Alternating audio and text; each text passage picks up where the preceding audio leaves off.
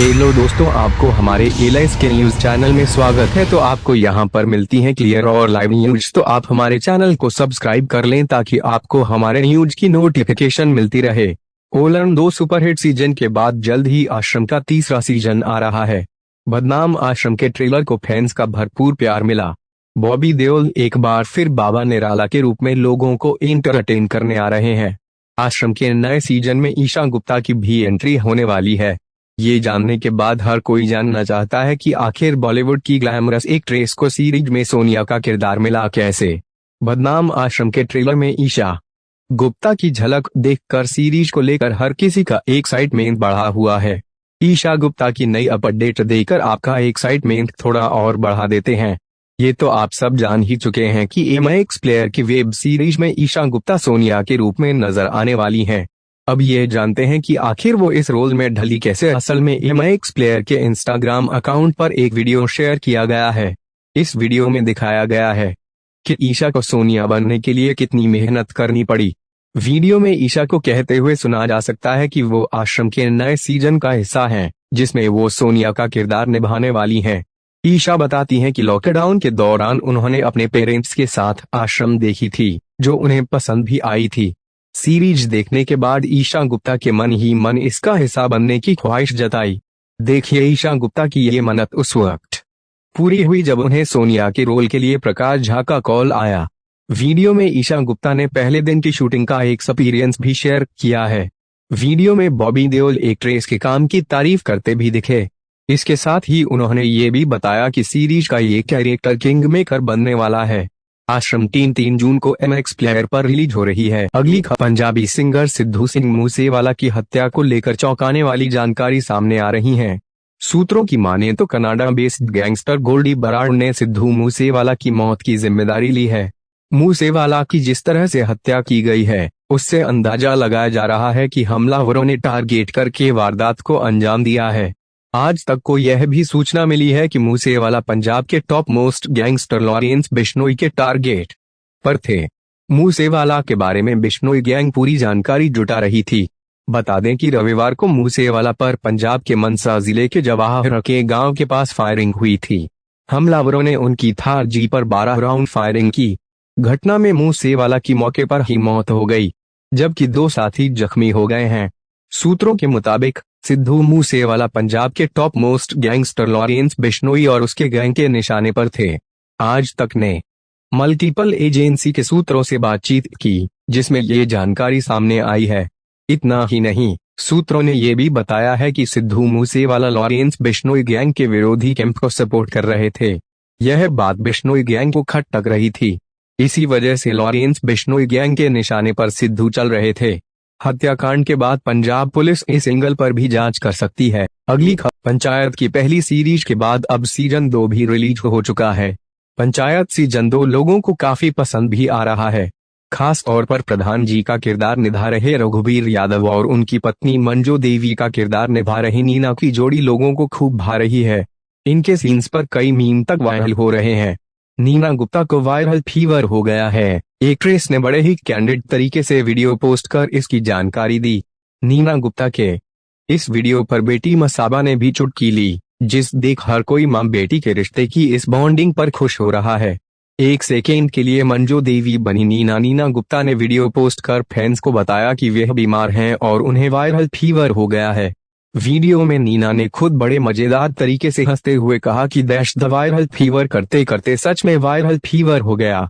साथ ही उन्होंने मंजू देवी के अंदाज में कहा कि पंचायत देखी कि नहीं, अब इसी वायरल फीवर में मैं दोबारा से पंचायत देखूंगी। आपको बता दें कि panchayat series the viral fever के बैनर तले ही बनाई गई है, जिसका जिक्र नीना ने अपने वीडियो में किया। अगली खबर उत्तर प्रदेश के बांदा जिले में घर के अंदर एक नाबालिग लड़की का शव संदिग्ध हालत में मिला है। लड़की के परिजन जब लौटे तो घर में चीख पुकार मच गई। जानकारी पुलिस को दी गई। घटना की सूचना पर पहुंची पुलिस ने जायजा लिया और जांच शुरू की। इलाके में चर्चा है कि प्रेम प्रसंग के चलते लड़की की हत्या की गई है। मामले में ग्रामीणों ने हॉरर किलिंग की भी आशंका जताई है। एएसपी लक्ष्मी निवास मिश्र ने बताया कि डेड बॉडी घर के अंदर मिलने पर मामला संदिग्ध लग रहा है। पुलिस मामले की जांच में जुटी है। पुलिस ने मौत की वजह जानने के लिए नाबालिग लड़की की डेड बॉडी को कब्जे में लेकर पोस्टमार्टम के लिए भेज दिया है। मामला कमासिन थाना क्षेत्र का है। मृतक लड़की के परिजन ने बताया कि बच्ची घर पर थी, माता पिता बाहर गए थे। इसी बीच किसी ने लड़की हत्या कर दी। उसके पेट में घाव है, शरीर पर कई जगह चोट के निशान हैं। लड़की 15 साल की थी और इस साल उसने 10वीं के पेपर दिए थे।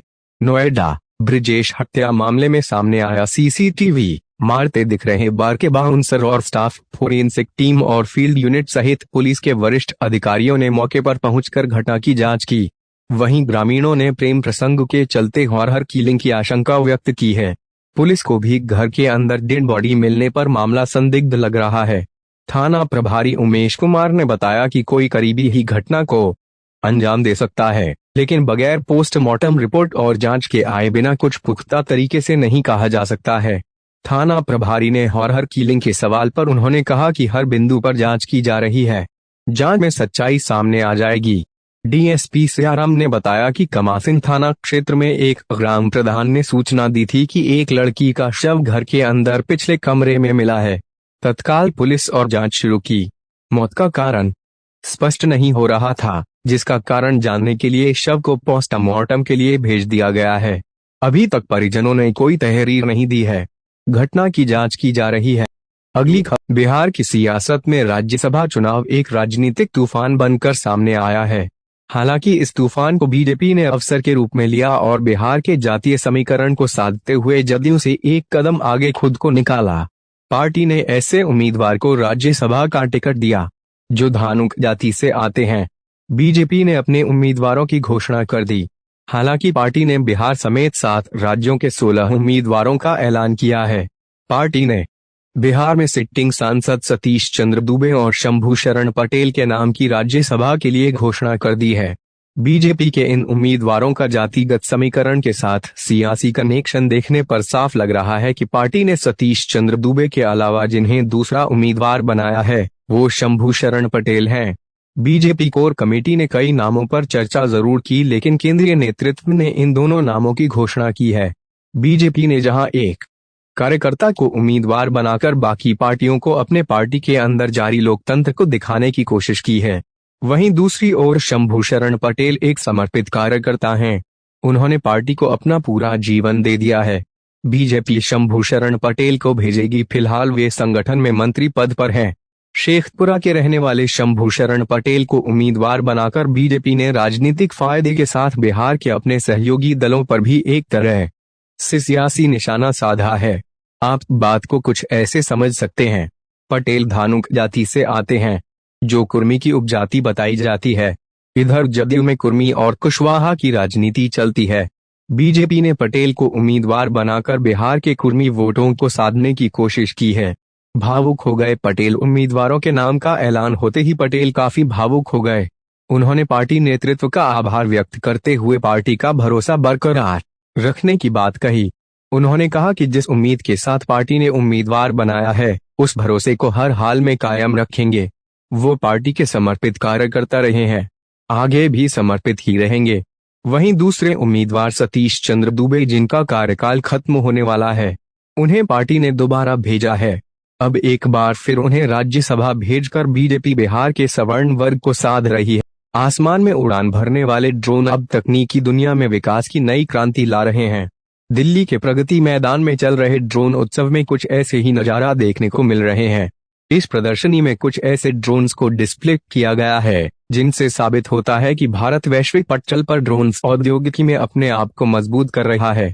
आज हम आपको ऐसे ड्रोन्स के बारे में बता रहे हैं जिनके बारे में जानकर आप हैरान रह जाएंगे। हवा में 365 दिन देगा पहरा। आयन ऑटोनॉमस सिस्टम्स द्वारा बनाया गया एरावत T90 एक ऐसा ड्रोन है जो पूरे साल हवा में ही रहेगा। ज्यादातर ड्रोन 6 से 7 घंटों तक हवा में उड़ने की कैपेसिटी रखते हैं। इसे केबल के जरिए कनेक्ट किया जाएगा, जिसके कारण इसकी बैटरी कभी खत्म नहीं होगी। खास बात यह है कि इसका इस्तेमाल विपरीत परिस्थितियों में भी किया जा सकता है। इसे इस तरह से बनाया गया है कि जिस क्षेत्र में नेटवर्क नहीं होगा वहां भी ये काम करेगा। मुख्य रूप से सरहदों पर जहां तापमान अभी माइनस में होता है तो कभी बहुत गर्म होता है, वहां भी दुश्मन पर नजर बनाए रखने में मददगार साबित होगा। इस ड्रोन की पेलोड क्षमता 30 किग्रा है। इसे 4500 मीटर ऊंचाई तक उड़ाया जा सकता है। ये ड्रोन 20 डिग्री से 60 डिग्री तापमान में चल सकता है। सियाचिन जैसी जगह पर जब हमारे सैनिक देश की रक्षा के लिए तैनात होते हैं तो वहाँ मौसम का तापमान माइनस में रहता है।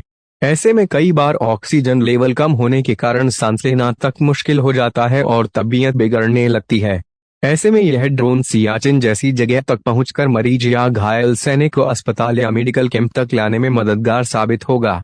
ड्रोन को डिजाइन करने वाले विकास मिश्रा बताते हैं कि यह ड्रोन युद्ध में घायल सैनिकों को भी जल्द से जल्द रेस्क्यू कर उनका इलाज करवाने में मदद करेगा। विकास बताते हैं कि यह एक समय पर 150 किलो तक का वजन उठा सकता है। सिग्नल मिलने पर यह तुरंत स्थान पर पहुंचेगा जहां इसकी जरूरत है। इसकी रेंज 25 किमी है। दुनिया का सबसे एडवांस ड्रोन इंडोविंग्स के सीईओ पारस जन का दावा है कि उन्होंने इस सीरीज नाम का एक ऐसा ड्रोन बनाया है जो पूरे दुनिया में सबसे एडवांस ड्रोन माना जा रहा है। यह ड्रोन खास तौर पर कृषि उद्योग के लिए बनाया गया है।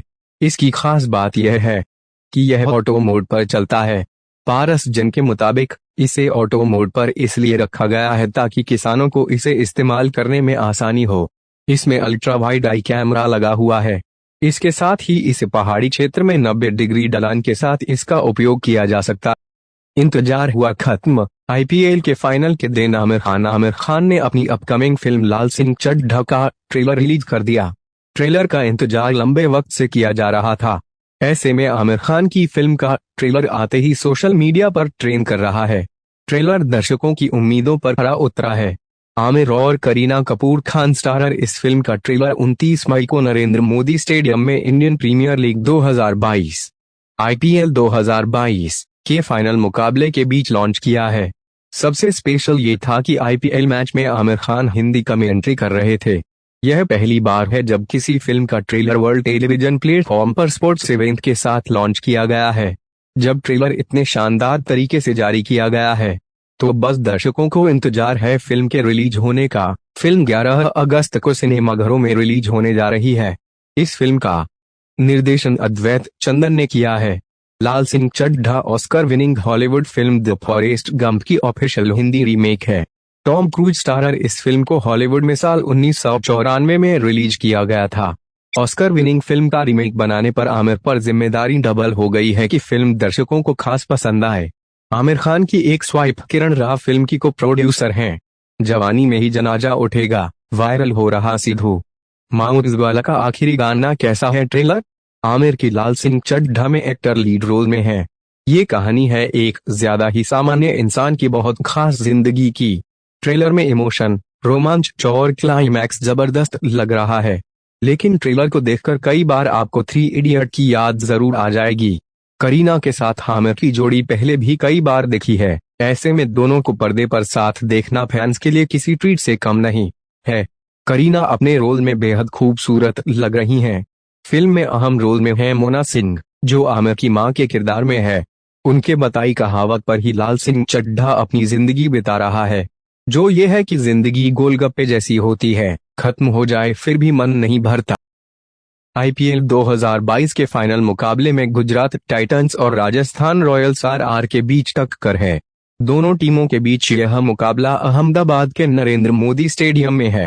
राजस्थान रॉयल्स की टीम 2008 के बाद पहली बार खिताब जीतना चाहेगी, दोहराना चाहेगी। वहीं गुजरात टाइटंस नया इतिहास रचने की दहलीज पर है। मुकाबले की शुरुआत से पहले ही भारतीय क्रिकेट कंट्रोल बोर्ड बीसीसीआई ने वर्ल्ड रिकॉर्ड बना दिया है। बीसीसीआई ने सबसे बड़ी क्रिकेट जर्सी बनाकर Guinness book of world record में नाम दर्ज कराया है। इस जर्सी पर सभी 10 आईपीएल टीमों के लोगो हैं। बीसीसीआई अध्यक्ष सौरव गांगुली, सचिव जय शाह और आईपीएल अध्यक्ष ब्रिजेश पटेल ने गिनीज रिकॉर्ड रिसीव किया। इस विशालकाय जर्सी का आकार 66x42 मीटर है। क्लोजिंग सेरेमनी में बॉलीवुड सितारों का जलवा देखने को मिला। बॉलीवुड अभिनेता रणवीर सिंह, ऑस्कर विजेता AR रहमान, मोहित चौहान, नीति मोहन जैसे सुपरस्टार्स ने अपने परफॉर्मेंस से समा बांध दिया। बैंकबाजार.com के अनुसार यदि बात करें चांदी की तो जो चांदी भोपाल के सर्राफा बाजार में शनिवार को 66,600 रुपए प्रति किलोग्राम बिक रही थी, आज 67,000 के दाम पर बिकेगी। कैसे पहचाने सोने की शुद्धता। अंतर्राष्ट्रीय मानकीकरण संगठन द्वारा सोने की शुद्धता पहचाने के लिए हॉलमार्क दिए जाते हैं। 24 कैरेट सोने के आभूषण पर 999, 23 कैरेट पर 958, 22 कैरेट पर 916, 21 कैरेट पर 875 और 18 कैरेट पर 750 लिखा होता है। ज्यादातर सोना 22 कैरेट में बिकता है, वहीं कुछ लोग 18 कैरेट का इस्तेमाल भी करते हैं। कैरेट 24 से ज्यादा नहीं होता, और जितना ज्यादा कैरेट होगा सोना उतना ही शुद्ध होगा। जानिए 22 और 24 कैरेट सोने में अंतर। 24 कैरेट गोल्ड 99.9% शुद्ध होता है और 22 कैरेट लगभग 91% शुद्ध होता है। 22 कैरेट गोल्ड में 9% अन्य धातु जैसे तांबा, चांदी, जिंक मिलाकर जेवर तैयार किया जाता है, जबकि 24 कैरेट सोना सबसे शुद्ध होता है। बता दें कि 24 कैरेट सोने के आभूषण नहीं बनाए जा सकते, इसलिए ज्यादातर दुकानदार 22 कैरेट में सोना बेचते हैं। प्रधानमंत्री नरेंद्र मोदी ने रविवार को मन की बात कार्यक्रम में जापान और भारत के बीच सांस्कृतिक संबंधों की तारीफ की। इस दौरान उन्होंने 2 जापानी व्यक्तियों का जिक्र किया जो एशियाई देशों में रामायण और महाभारत का मंचन कर रहे हैं। मन की बात कार्यक्रम के 89वें एपिसोड में पीएम मोदी ने कहा, हाल ही में अपनी जापान यात्रा के दौरान में कुछ अद्भुत हस्तियों से मिला जिन्हें भारत से बहुत प्यार है। उनमें से एक आर्ट डायरेक्टर हिरोशी कोइके हैं, जिन्होंने महाभारत प्रोजेक्ट का निर्देशन किया है। उन्होंने कहा कि ये प्रोजेक्ट कंबोडिया में शुरू हुआ था, जो पिछले 9 सालों से जारी है। पीएम मोदी ने कहा, हिरोशी हर साल एक एशियाई देश की यात्रा करते हैं और वहां के स्थानीय कलाकारों और संगीतकारों के साथ महाभारत के कुछ हिस्सों को बनाते हैं। पीएम ने कहा कि इस तरह कोइके ने भारत, कंबोडिया और इंडोनेशिया समेत 9 देशों में स्टेज परफॉर्मेंस दी है। उन्होंने कहा कि कोइके अलग अलग पृष्ठभूमि के कलाकारों को साथ लेकर आते हैं, जिनकी सांस्कृतिक और परंपरागत कला एक दूसरे से अलग है। इसकी वजह से उनके काम में अलग रंग दिखाई देता है। इंडोनेशिया, थाईलैंड, मलेशिया और जापान के कलाकार जावा, बाली और थाई डांस के जरिए इसे और आकर्षक बनाते हैं। पीएम ने बताया कि इस मंचन की खास बात यह है कि हर कलाकार अपनी मातृभाषा में संवाद करता है और कोरियोग्राफर इस विविधता को खूबसूरती के साथ प्रदर्शित करता है। वहीं अलग अलग संगीत इस मंचन में 4 चांद लगा देती है। उन्होंने कहा कि इस मंचन का उद्देश्य समाज में विविधता और सह अस्तित्व के महत्व को दुनिया के सामने लाना है।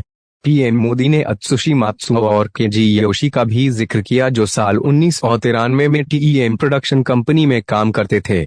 ये कंपनी 1993 में रामायण पर आधारित जापानी एनिमेशन फिल्म से जुड़ी है। पीएम ने कहा कि अत्सुशी मात्सुओ और केजी योशी को करीब 40 साल पहले 1983 में पहली बार रामायण के बारे में पता चला। रामायण ने उनके दिल को छू लिया, जिसके बाद उन्होंने इस पर लंबी रिसर्च की। पीएम ने कहा, इतना ही नहीं, उन्होंने जापानी में रामायण के 10 संस्करण भी पढ़े। दोनों रामायण को एनिमेशन के माध्यम से भी दिखाना चाहते थे, जिसमें भारतीय एनिमेटरों ने उनकी मदद की। पीएम ने कहा कि ये एनिमेशन फिल्म फिर से बनाई जा रही है और इसके जल्द ही रिलीज होने की उम्मीद है। बॉलीवुड अभिनेता बॉबी देओल इन दिनों अपकमिंग वेब सीरीज आश्रम 3 को लेकर खूब चर्चा में बने हुए हैं। आश्रम 3 में एक बार फिर बॉबी बाबा निराला के किरदार में नजर आएंगे। इस दौरान बॉबी ने बताया है कि उनके लिए अवार्ड्स जरूरी नहीं है, वहीं उन्होंने इसके पीछे की वजह भी बताई है। इसके अलावा दूसरी ओर कोरोना काल के मसीहा कहलाने वाले अभिनेता सोनू सूद जल्दी ही अक्षय कुमार और मानुषी चिल्लर स्टार फिल्म सम्राट पृथ्वीराज में नजर आएंगे। सोनू सूद साउथ सिनेमा में भी एक्टिव रहते हैं और ऐसे में अब उन्होंने इसकी वजह बताई है। साउथ फिल्मों में क्यों काम करते हैं सोनू सूद? अभिनेता सोनू सूद ने दक्षिण भारतीय फिल्मों में काम करने की वजह बताई है। सोनू सूद ने अपने सिने करियर की शुरुआत दक्षिण भारतीय फिल्म से की थी। इसके बाद सोनू सूद ने हिंदी फिल्मों की तरफ रुख किया। सोनू सूद बॉलीवुड के साथ साथ दक्षिण भारतीय फिल्म इंडस्ट्री में भी काफी एक्टिव हैं। सोनू सूद ने दक्षिण भारतीय फिल्मों में काम करने को लेकर बयान दिया है। सोनू सूद ने कहा, मैं स्क्रिप्ट को लेकर शुरू से ही चूजी रहा हूं, चाहे वह तमिल, तेलुगु या फिर हिंदी फिल्म हो। दक्षिण भारतीय फिल्में मुझे बुरी हिंदी फिल्मों से बचाती हैं, नहीं तो एक दौर आता है जब आपको लगने लगता है कि आप किसी बड़ी फिल्म में सिर्फ दिखने के लिए काम कर रहे हैं। दक्षिण भारतीय फिल्में मुझे ऐसा करने से दूर रहने में मदद करती हैं। सोनू सूद इन दिनों फिल्म सम्राट पृथ्वीराज को लेकर चर्चा में हैं। इस फिल्म में वे अक्षय कुमार, मानुषी चिल्लर के साथ नजर आएंगे। यह श्राद्ध फिल्म्स के प्रोडक्शन में बनी यह फिल्म 3 जून 2022 को सिनेमाघरों में रिलीज होगी। बॉबी देओल को फिल्म इंडस्ट्री में आए हुए 3 दशक हो गए हैं। बॉबी देओल ने अपने सिने करियर के दौरान कई सुपरहिट फिल्मों में काम किया है। बॉबी देओल को उनके करियर में अधिक अवार्ड्स नहीं मिले हैं।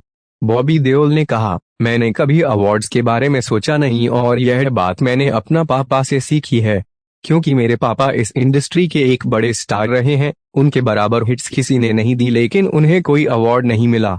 उनके लिए लोगों का प्यार ही अवार्ड था। बॉबी आगे कहते हैं, जितना उन्हें प्यार मिला ऐसा किसी को नहीं मिला और यही सच्चा प्यार है। मैंने कभी नहीं सोचा कि मुझे अवार्ड मिले, लेकिन जैसे लोगों ने मुझे प्यार दिया यही मेरे लिए बहुत बड़ा इनाम है। मुझे कभी ऐसा नहीं लगा कि मुझे नेशनल अवार्ड नहीं मिला।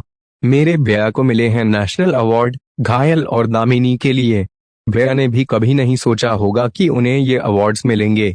हमारा परिवार इतना सिंपल है कि इन सब चीजों के बारे में नहीं सोचता है। अगर तारीफ मिलती है तो उससे अच्छा कुछ नहीं हो सकता, चाहे अवार्ड मिले या